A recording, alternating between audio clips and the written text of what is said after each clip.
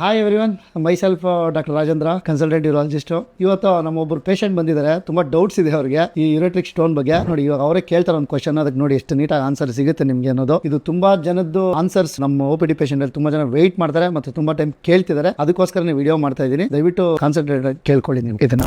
ಡಾಕ್ಟ್ರೆ, ನಂಗೆ ಯೂರೆಟ್ರಿಕ್ ಸ್ಟೋನ್ ಆಗಿದೆ, ಪೇನ್ ತುಂಬಾ ಕಮ್ಮಿ ಇದೆ. ಅದು ಕೆಲವರು ಹೇಳ್ತಾರೆ ಅದಕ್ಕೆ ಸರ್ಜರಿ ಬೇಕಾಗಿಲ್ಲ, ಅದು ಪಾಸ್ ಔಟ್ ಆಗುತ್ತೆ ಅಂತ ಹೇಳ್ತಾರೆ. ಇನ್ ಕೆಲವರು ಸ್ವಲ್ಪ ಭಯ ಪಡೋ ಹೇಳ್ತಾರೆ. ಅದಕ್ಕೆ ಏನ್ ಮಾಡ್ಬೇಕು ಅಂತ ಶಾಶ್ವತ ಪರಿಹಾರ ಇದೆಯಾ? ನೋಡಿ, ಇದು ಗುಡ್ ಕ್ವಶನ್. ಇದು ತುಂಬಾ OPD ಪೇಷಂಟ್ ಅಲ್ಲಿ ಎಮರ್ಜೆನ್ಸಿ ಇದೆ. ಆಕ್ಚುಲಿ ಸುಮ್ನೆ ಬಂದು ಸರ್ ನಾನು ಸರ್ಜರಿ ಬೇಕಾ ಬೇಡವಾ ಅಂತ ಸುಮ್ನೆ ಕೇಳ್ಬಿಡ್ತಾರೆ. ಇದಕ್ಕೆ ಕರೆಕ್ಟ್ ಆನ್ಸರ್ ಏನ್ ಗೊತ್ತಾ? ಯೂರೆಟ್ರಿಕ್ ಸ್ಟೋನ್ ಅಲ್ಲಿ ಚಿಕ್ಕ ಸ್ಟೋನ್ ಮತ್ತೆ ದೊಡ್ಡ ಸ್ಟೋನ್ ಅಂತ ಬಂದು ಸ್ಟಕ್ ಆಗುತ್ತೆ. ಆ ಟೈಮ್ ಅಲ್ಲಿ ಯಾವ ಸ್ಟೋನ್ ಸ್ಟಕ್ ಆದ್ರೂ ಕೂಡ ಇಟ್ಸ್ ಎಮರ್ಜೆನ್ಸಿ. ಅಂದ್ರೆ ಎಮರ್ಜೆನ್ಸಿ ಸ್ಟೆಂಟಿಂಗ್ ಆಗ್ಬೇಕು, ಪೇಷಂಟ್ ಗೆ ಟ್ರೀಟ್ಮೆಂಟ್ ಮಾಡ್ಬೇಕಾಗುತ್ತೆ. ಬಟ್ ಕೆಲವೊಂದು ಟೈಮ್ ಅಲ್ಲಿ ಏನ್ ಮಾಡ್ತೀವಿ ಅಂತಂದ್ರೆ, ತುಂಬಾ ಲೆಸ್ ದೆನ್ 5 mm ಸ್ಟೋನ್ ಏನಾದ್ರು ಯೂರೆಟ್ರ್ ಅಲ್ಲಿ ಇತ್ತು ಅಂತಂದ್ರೆ ನಾವು ಅವ್ರಿಗೆ ಒಂದು 5 days ವೇಟ್ ಮಾಡಕ್ ಹೇಳ್ತೀವಿ. ಎಂತವ್ರಿಗೆ ಫೀವರ್ ಇರಬಾರ್ದು, ಪೇನ್ ಇರಬಾರ್ದು, ಮತ್ತೆ ಮೂತ್ರದಲ್ಲಿ ರಕ್ತ ಹೋಗ್ಬಾರ್ದು, ಮತ್ತೆ BP ಡೌನ್ ಆಗ್ಬಾರ್ದು, ಮತ್ತೆ ಪೇಷಂಟ್ ರಿಪೀಟೆಡ್ ಆಗಿ ವಾಮಿಟಿಂಗ್ ಆಗಿ ಎಮರ್ಜೆನ್ಸಿ ಆಗ್ಬಾರ್ದು. ಈ ತರದ ಟೈಮ್ ಅಲ್ಲಿ ನಾವು 5 ನಿಮಿಷ ಮತ್ತೆ ಟ್ರೀಟ್ಮೆಂಟ್ ಎಲ್ಲ ಕೊಟ್ಟು ಅದಾದ್ಮೇಲೆ ಕ್ಲಿಯರ್ ಆಯ್ತು ಅಂತಂದ್ರೆ ಒಂದು 5 ದಿವಸ ವೇಟ್ ಮಾಡಕ್ ಹೇಳ್ತೀವಿ. ಇದೇ ತರ ಏನಾದ್ರು ದೊಡ್ಡ ಸ್ಟೋನ್ ಇತ್ತು ಆಯ್ತಾ, ಅವ್ರಿಗೆ ಯಾವುದೇ ತರದ ಸಿಂಪ್ಟಮ್ಸ್ ಇರ್ಲಿ ಬಿಡ್ಲಿ, ಬಟ್ ಸರ್ಜರಿ ಅಂತೂ 100% ಬೇಕೇ ಬೇಕು. ಮತ್ತೆ ಫ್ಲೆಶ್ ಥೆರಪಿ ಅಂತ ಹೇಳ್ತೀವಿ, ಅದು ಯಾವತ್ತೂ